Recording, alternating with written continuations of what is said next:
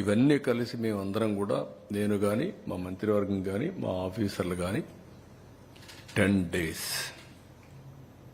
ఎప్పటికప్పుడు మేము పర్యవేక్షించాం. ముందు రోజు కూడా పర్యవేక్షించాం. నేను టెలికాన్ఫరెన్స్ ముందు రోజు పెట్టాను.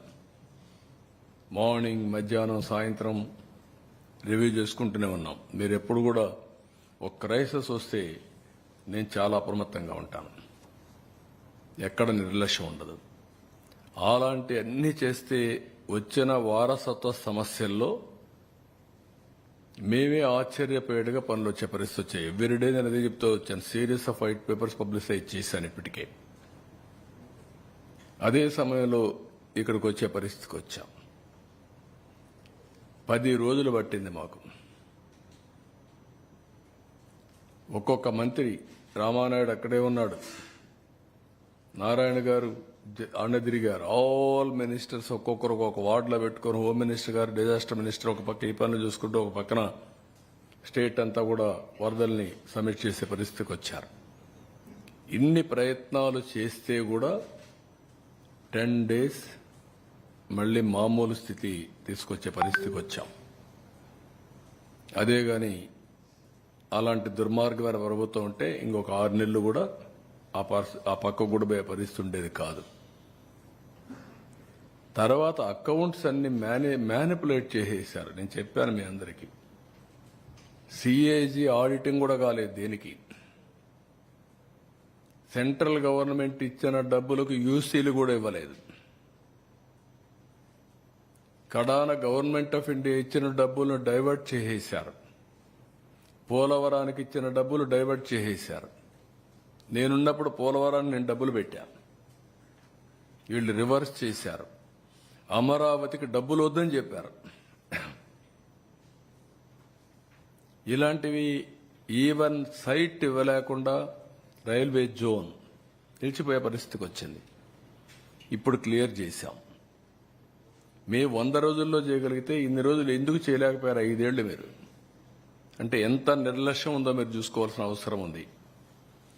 ఏది ఒక్కొక్క ఐటెంని స్ట్రీమ్ లైన్ చేసి ఒక్క పంచాయతీరాజ్లో 990 కోట్ల రూపాయలు బకాయిలు డైవర్ట్ చేస్తే ఫైనాన్స్ కమిషన్ డబ్బుల్ని 990 కోట్లు ఇచ్చి కష్టకాలంలో 1100 కోట్లు మళ్ళా తీసుకొచ్చాం.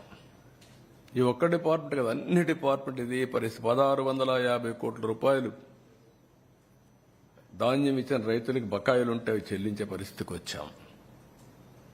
10,50,000 కోట్ల రూపాయల అప్పు, 1,00,000 కోట్ల రూపాయలు బిల్లు పే చేయాలి. ఇప్పుడు ఇక్కడికి వస్తే ఎంత నిర్లక్ష్యం అంటే 2,000 కోట్ల రూపాయలు అకౌంట్లో చూపిస్తున్నారు. 9 ఏళ్లలో ఖర్చు పెట్టేశారు. ఖర్చు పెట్టిన డబ్బుల్ని అకౌంట్ కూడా రాయలేని అసమర్థ ప్రభుత్వం. దొంగ లెక్కలు మాత్రం రాసుకున్నారు. నేను ఇంకా హార్ష్గా చెప్పాలంటే డిజాస్టర్ మేనేజ్మెంట్కి కెలామిటీ ఫండ్లో 2,000 కోట్ల రూపాయలు చూపిస్తుంది. 9,000 కోట్ల రూపాయలు 6 ఏళ్లలో వస్తే 6 ఏళ్లలో 9,000 కోట్లు అయిపోయింది. ఖర్చు పెట్టిన డబ్బుల్ని అకౌంట్లో చూపించలేదు. ఇప్పుడు దానికి మళ్ళా నేను సిఏజీకి రాస్తున్నాను. ఇది ఇప్పుడు పలానప్పుడు ఈ డబ్బులు పెట్టామని రాయమని ఈ లెటర్ ఒకటి సెంట్రల్ గవర్నమెంట్కి రాస్తున్నా. మళ్ళా నేను మా దగ్గర డబ్బులు లేవు,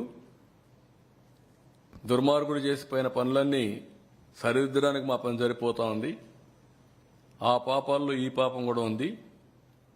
మీరు నా దగ్గర డబ్బులు ఉందని మీరు డబ్బులు ఇవ్వడం మానేశారు. నాకు జీతాలు కూడా ఇవ్వలేని పరిస్థితిలో ఉన్నా. నాకు 518 కోట్ల రూపాయలు మీరు ఇవ్వాలి, అది ఇమ్మీడియట్గా రిలీజ్ చేయండి, ఇయర్ ఇన్స్టాల్మెంట్ నాకని ఇప్పుడు లెటర్ రాస్తున్నా. అంటే ఎన్ని అరాచకాలు. నేను అందుకే చెప్పాను, ఇది ఒక భూతం. ఆ భూతాన్ని శాశ్వతంగా పూడ్చిపెడితే తప్ప పైకి రాకుండా ఇలాంటి వేషాలన్నీ వేస్తూ ఉంటుంది. ఇప్పుడు ఇవన్నీ ఒక ఎత్తు అయితే, నాకు వచ్చిన సమస్య కళ్ళారా చూశాను. అనునిత్యం వాళ్ళ కష్టాలు అక్కడ జరిగిన వాళ్ళందరూ చూశాను. ఎంత నరకయాతన అనుభవించాలో అంత నరకయాతన అనుభవించారు.